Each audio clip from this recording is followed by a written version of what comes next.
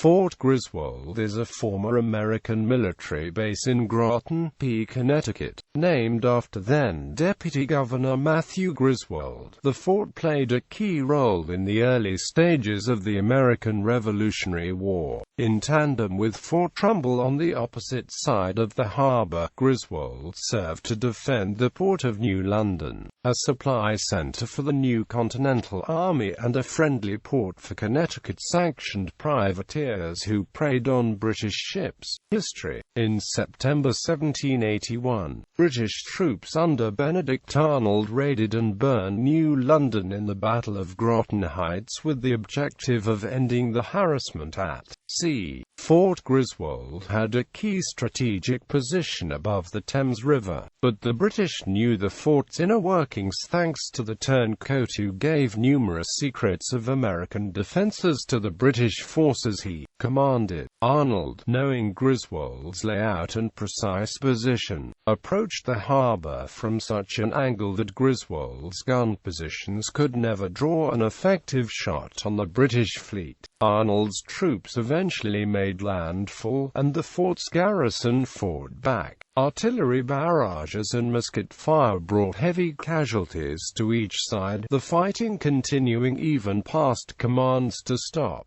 The British eventually captured the fort and tried to destroy it, though the plan was foiled as a Patriot put out the British fire before it could reach Griswold's gunpowder stores. When the British finally made it in, Colonel William Ledyard surrendered, gave the commanding officer his sword, and was killed with his own sword. Arnold only commanded a raiding party, not a conquering force, so the fort was abandoned as Arnold left New London in flames.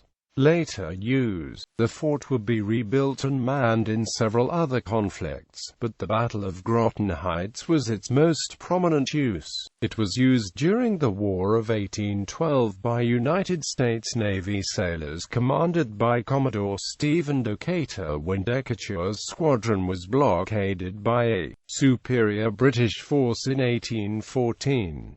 After the American Civil War, the lower battery of the fort was redesigned to mount 10-inch Rodman cannons. It was a sub-post of Fort Trumbull for most of its use as a fort by the U.S. Army. It was never actively garrisoned after the Civil War and was under the care of an ordnance sergeant. From 1863 to 1879, Fort Griswold was in the care of Ordnance Sergeant Mark Wentworth Smith, a Mexican War veteran who was wounded at the Battle of Chapultepec. Sergeant Smith was 76 years old when he died and was probably the oldest soldier on active duty at the time. After the Spanish-American War, Fort Griswold became obsolete when Fort H.G. Wright was established on Fisher's Island in Long Island Sound. Fort Griswold Battlefield State Park.